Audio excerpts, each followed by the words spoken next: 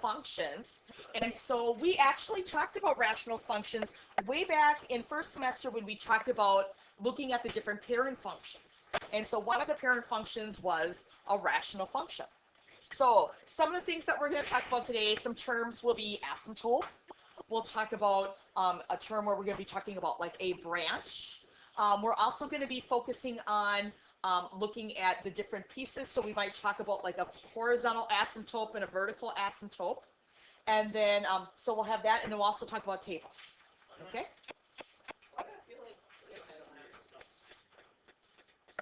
You're fine. Okay, now, this is the particular picture for this.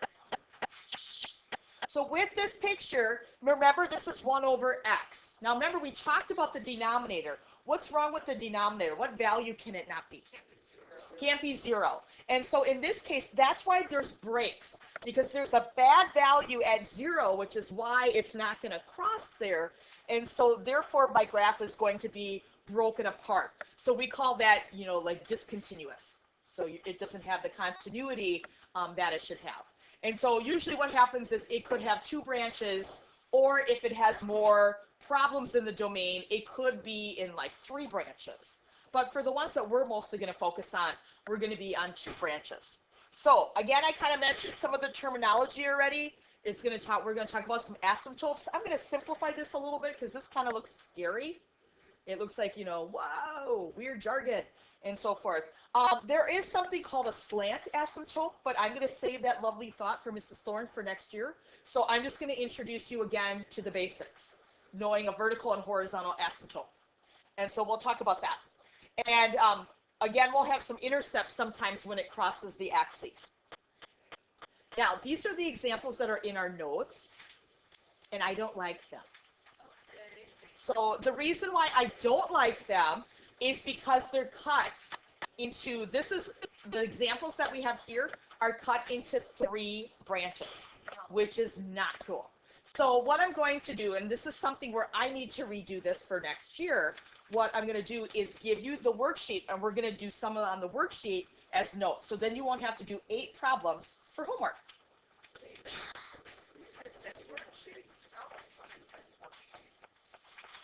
That's that one. What is this? That one we're doing tomorrow.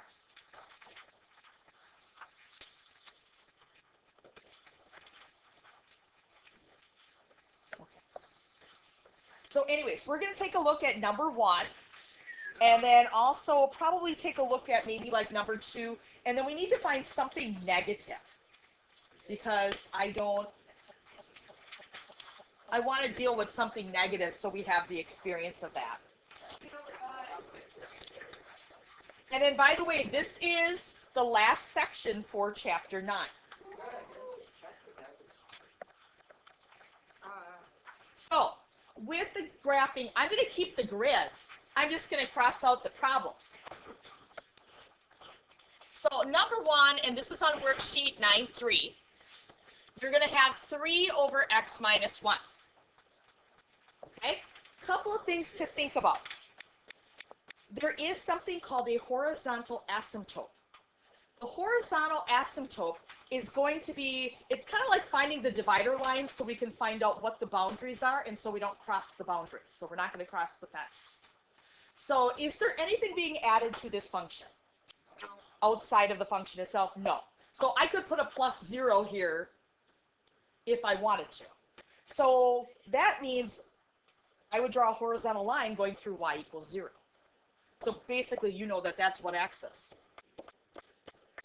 This is the x-axis. So anyway, so that's my horizontal asymptote. So it's not going to cross that line. All right? Now, to find the vertical asymptote, I focus on the denominator of the fraction. Because remember how in fractions we spent a lot of time talking about the denominator can't equal what? 0. So I'm going to set this equation to find my domain. Always set whatever's in the domain equal to 0, so then you know what your domain cannot be. So in this case, x cannot equal what? 1, because to solve that equation, I'd add 1 both sides, and so that will be my vertical asymptote, and that's going to be going through x equals 1. So I'm kind of putting in the framework. Some people are like, do I have to put the lines in? Yeah, it's going to make your life easier to graph if you do. Because then I kind of know where I shouldn't cross. Now, because it's discontinuous at 1, that means I should pick numbers to the left of 1, and I need to pick numbers to the right of 1. And because 1, again, is going to be that, discontinuity piece. So, what kind of values do you want to go when we go to the left? 0. Okay, so we could use like -3, -2, -1, 0. That sounds good. Now, this is not going to be where you can quick just like have 5 points and that's it and you have a good graph. You're probably going to need like a good maybe 7 to 8 points sometimes, and that's okay. And then what numbers would you like to do the other side of the 1? Okay. So 2, 3, 4. 5. Okay, we'll do 5. Place at 8. And then, do we want to work more today with fractions, or do we want to work today more with decimals? So it doesn't matter to me. So I'll say what they both are. You write it down however you want it done. So now the bad part is this. This part can get kind of what is monotonous. What does monotonous mean?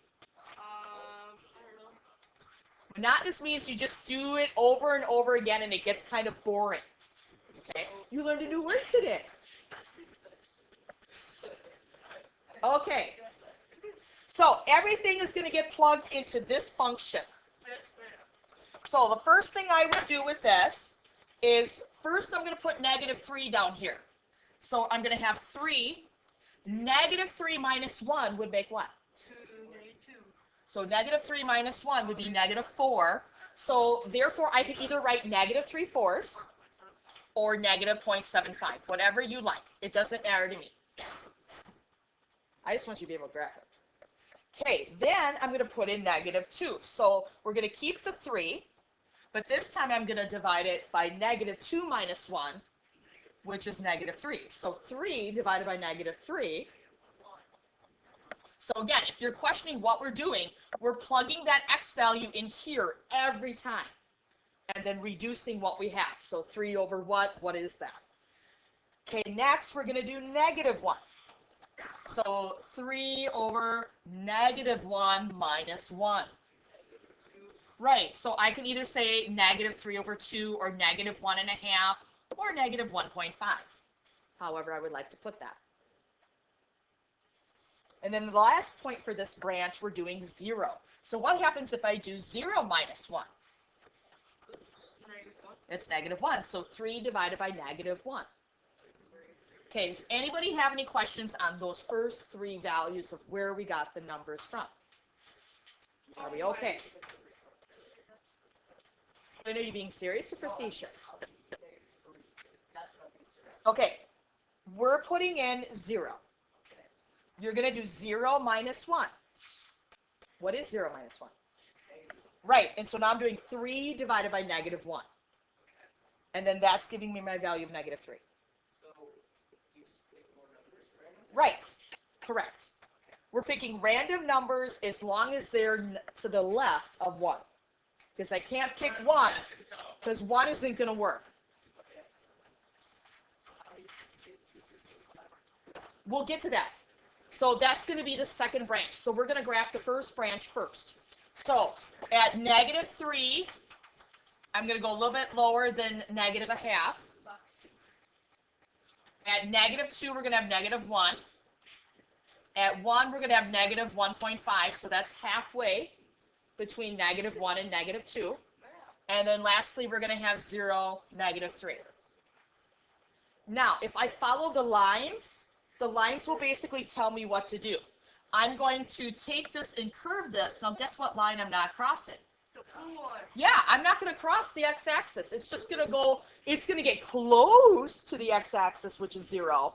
That's called, by the way, a limit. That's something you'll learn more in pre-calc. And then this, now this is where some people had questions earlier today. They're like, well, wait a minute, wouldn't you just go down because it's not going to cross this axis? No, it's going to eventually cross it. It's the blue line it can't cross. Yeah. So that's what that's going to look like. That's why I like putting in my boundaries, because then I know what lines it needs to go up to. It will, because if we pick different values, like the closer you get to 1, like we didn't pick like 0.5 or 0.75, you will find out it's going to get really big and really negative right away. So, you know, as you approach that 1 value, it is going to continue to go down. Okay, that's one branch. Now we need to get the second branch. So to get the second branch, we're going to do these values. So we're going to do 3. Okay, now down here, 2 minus 1. The 2 is from the chart. Okay, so it's 3 over 1, better known as 3. Next, we're going to have 3 again, and then 3 minus 1. So the 3 again is from this chart. So that would be 1.5, or 1.5. Okay, if we put 4 in, that's going to be 4 minus 1, which is 3, and yes, 3 divided by 3 is 1.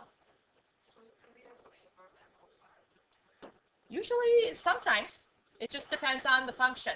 And then the last one, we're going to have 3/4 again, right? Or 0.75. So now we're going to graph this part. So I've got 2, 3, I've got 3, 1.5, 4, 1, and 5 and 3/4. But this time, do you kind of notice where it should start up from? Notice how this one shot down to negative infinity? How is this? Yes, this is going to start by going up and then coming down. And then it's going to continue but never hit the x-axis. So that's my blue line. And you successfully have graphed a rational function.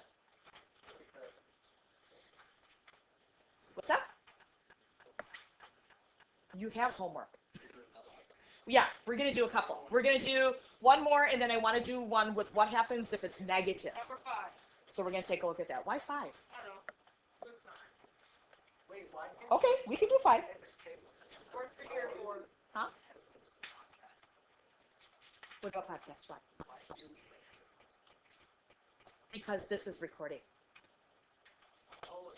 And they can see that at the same time.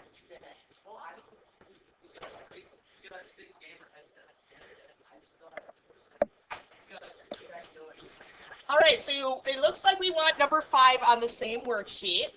Was ours number 2? I don't know, you guys changed your mind and said you wanted 5, so I don't care. I thought we were going to do 1, 2, and then another one. No, well, I don't like 5. 5's not negative. I said I wanted to do one that has a negative. So, I mean, like, we'll get to that. Shh. We can go on to that one then later. Yes. 6. Shh. We're not going to worry about it. We're doing 5. So, with number 5, so what we're going to be doing for this one is the same thing. So, we first start out with putting in our lines. So, is there anything that's being added or subtracted to my outside function? -1. Okay, that means on the y-axis, through -1 goes the line. Okay. So, here. Again, these lines usually make our lives a lot easier when it comes to graphing things. Okay, then now we worry about the domain.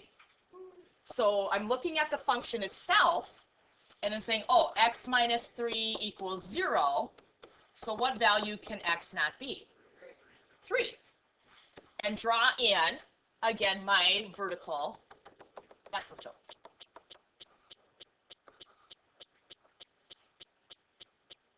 So again, the lines are here to guide us and to give us a better graph. And so we need to pick values that are going to represent those 2 branches.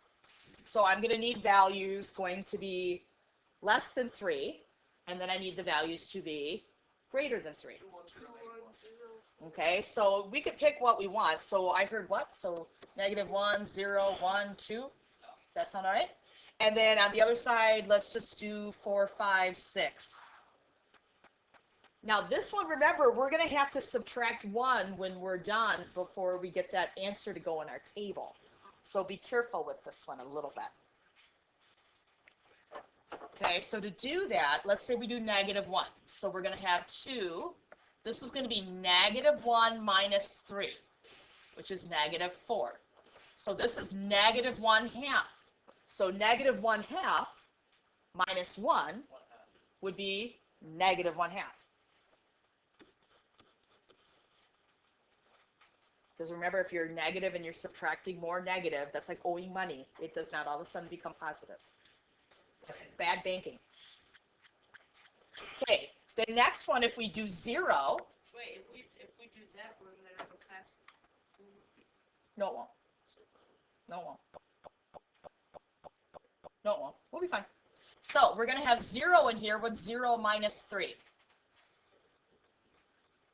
That'd be negative 3. So this is really negative 2/3 minus 1. And so that's going to be negative 1 2/3, or for decimal people, that's negative 1.6 repeating. So you can write negative 1.6 if you like the decimals. Don't forget, I'm subtracting 1 every time. Okay, next if I put in 1. 1 minus 3 will give me negative 2. So 2 divided by negative 2. So you'll have negative 1 minus 1, which I agree is going to be negative 2. And then if I put 2 down there,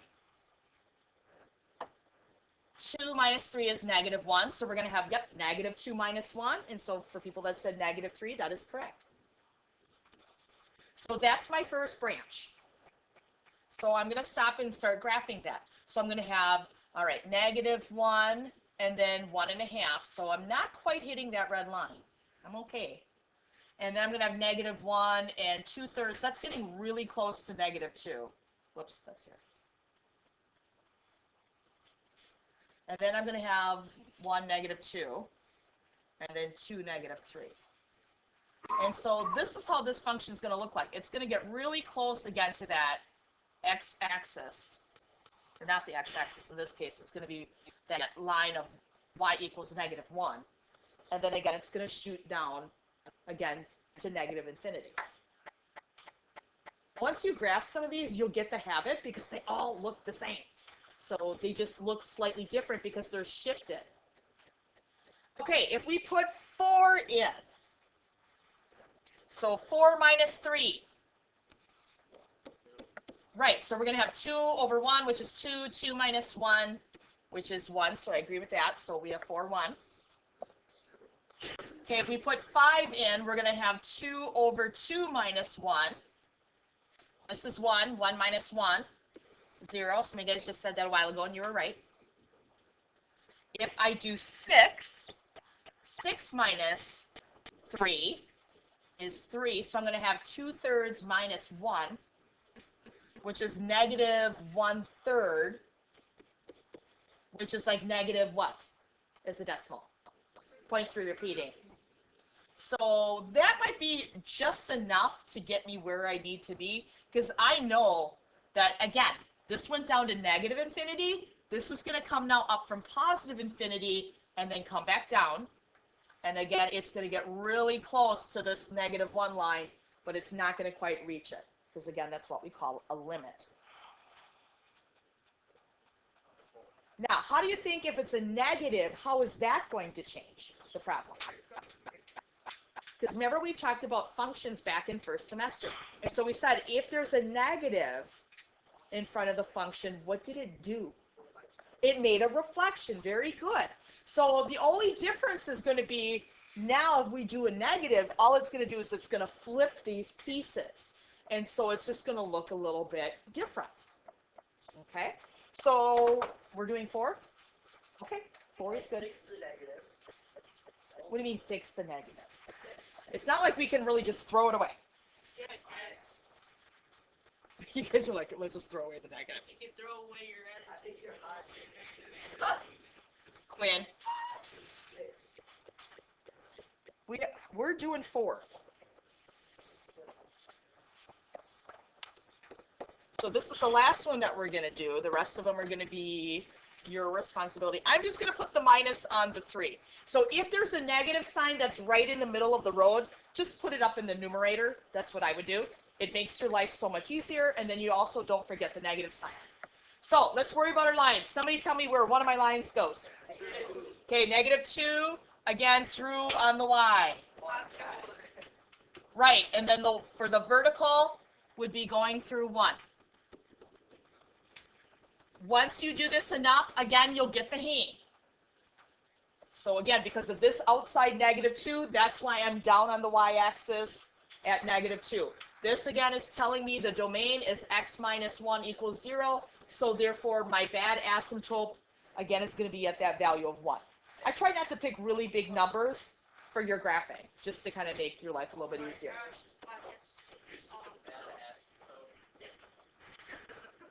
Okay, so let's pick some numbers that are less than 1. So let's say we're going to do like -3, -2, -1, 0. And then pick some numbers after that. So we could probably do like 2, 3, 4 would be fine. And then usually the ones that are right next to where the break is, that's where you're going to get your best values.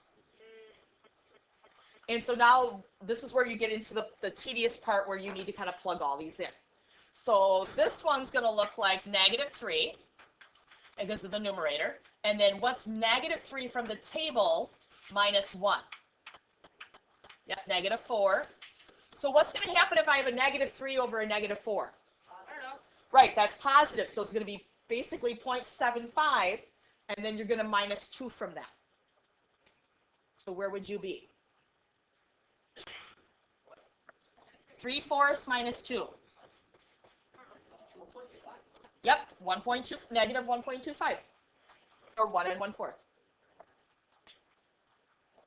Okay, if we do the -3 will stay the same, and the minus 2 from the function will remain. Now I'm going to do what's -2 minus 1, which will be -3. So that's going to give me +1 minus 2. So what would that give me? -1. Remember, -3 divided by -3, that's a positive, that's 1. Okay, then, again, I'm going to clean up that denominator. This time I'm doing what's -1 minus 1, which will be -2. So in essence, you're having +1/2, and you're subtracting 2. Yep, so that would be 0.5 negative. So I'm just going to write -1/2. And then finally, if I do 0, I'm going to have -3 over -1, which is 3. 3 minus 2, which is 1. So that's going to give me my first branch. And so by doing that, so now I got a graph. So I'm at -3, okay, -1 1/4 would probably be about right here. And then -2, -1. See, normally we're used to this part going like this and going down, but this one's not going to do that because it's a negative. So what's going to happen here is it's going to be reversed. So this one's actually going to look this way because it's going to be a reflection over the axis. So see, it's going to look different. See how normally the first branch goes down like that? But that minus sign is flipping it.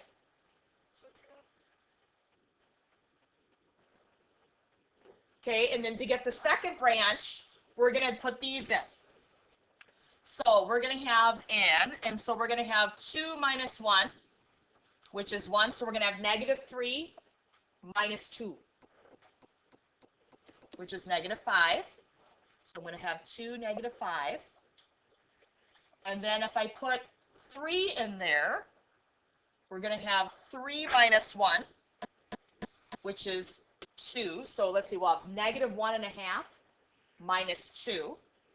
So -3.5 or -3.5. And so that's going to be right here. And then if I did 4 minus 1 is 3. So -3 divided by 3 is -1. -1 minus 2 is -3.